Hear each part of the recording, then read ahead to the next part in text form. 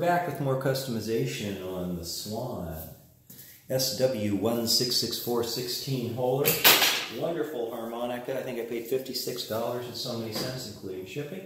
We are now going to proceed to the sanding of the underside of the mouthpiece, because this harp is not airtight. And the solution is to sand the top face of the comb, which is already done in the previous video, and now we're going to get on the underside of this. And it's really not too smooth if you look at it. It's kind of smooth. This does have a small amount of curvature to it. If you look at it, that's going to make this a bit more complex. As an example, when I go to put this on here, you know, it has just a little bit of curvature, and I'm going to have to be aware of that when I'm sanding and kind of rock it just a little bit. That does make this game more complex. So in other words, they put a small amount of bow into this mouthpiece. Now, they need that, because that means when the screws are down, the center pushes. But it also means when you go to sand, don't stay on the center. Okay? Now, a lot of people wouldn't even try to sand the mouthpiece at this point because it's curved, but I'm going to take two-way tape here. I'm going to attach the two-way tape to the back of the Swan comb. Now I can press the mouthpiece to it, and I have something which will hold this. Okay? And I can now apply down pressure pretty evenly. It's interesting that the stiction of the tape is good enough where it almost holds that mouthpiece flat, but it still has a little bit of curvature up. Okay, so what we're going to do, when it comes to metal, I use pretty fine paper. This is 500. And what I'm going to be doing is I'm going to be sanding, but I'm going to go back and forth. I'm not just going to go, in other words, I'm applying pressure here in the center and then here, but not that much, just much less, so that I'm actually taking it down, but taking it down equally. Now this is not easy. This is craftsmanship, you know, to be able to do this. It's not easy to have a rocker sand like this, but it can be done. And then I inspect the metal to see how does it look, and I see that it is taking it down a little bit. So I kind of do, I put pressure here, then I move my pressure to here, then I move my pressure to here, and then I move my pressure to here, see? And then I move my pressure to here, and then I come to here. That means the whole thing kind of gets sanded equally. And then I'll go back and forth, kind of work with a rocker motion. The rocker motion.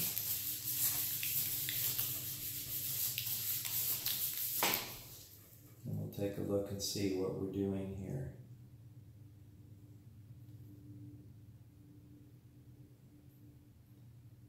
It's improving things, but I'm not done. I'm going to need to clean this off, because that's how much has come off already. And so here we go again.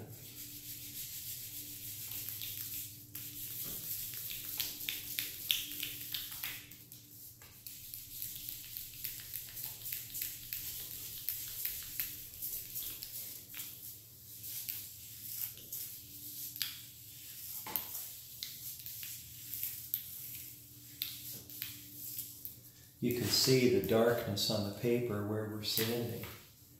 The metal turns into a very dark color.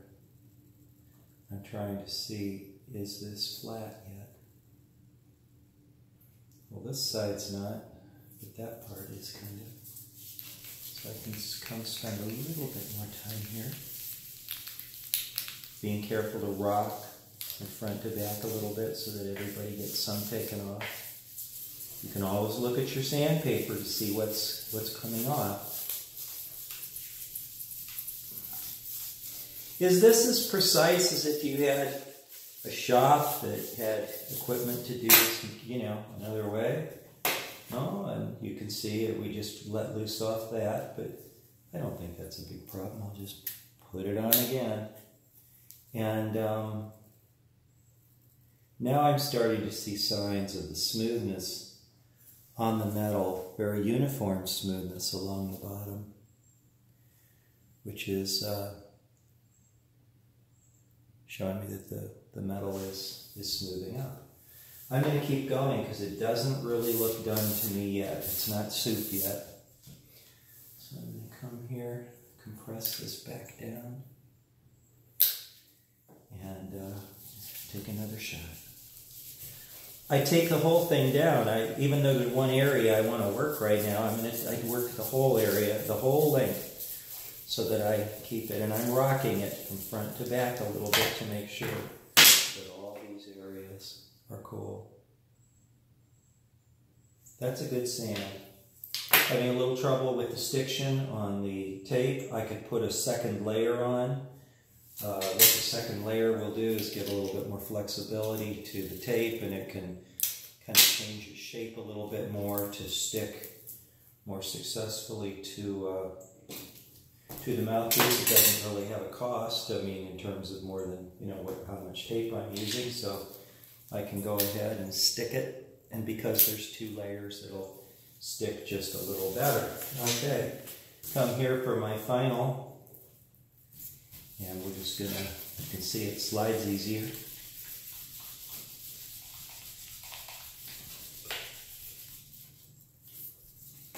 Come here, and just let loose a little bit.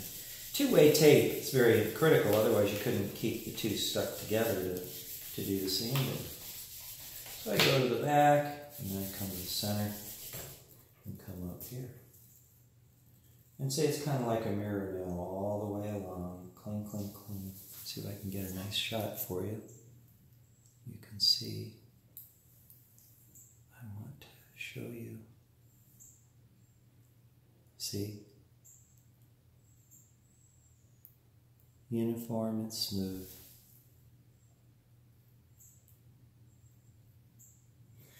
I'm satisfied with this. It's as simple as that. Removing the tape is as simple as that. And we have just completed sanding the underside of the mouthpiece.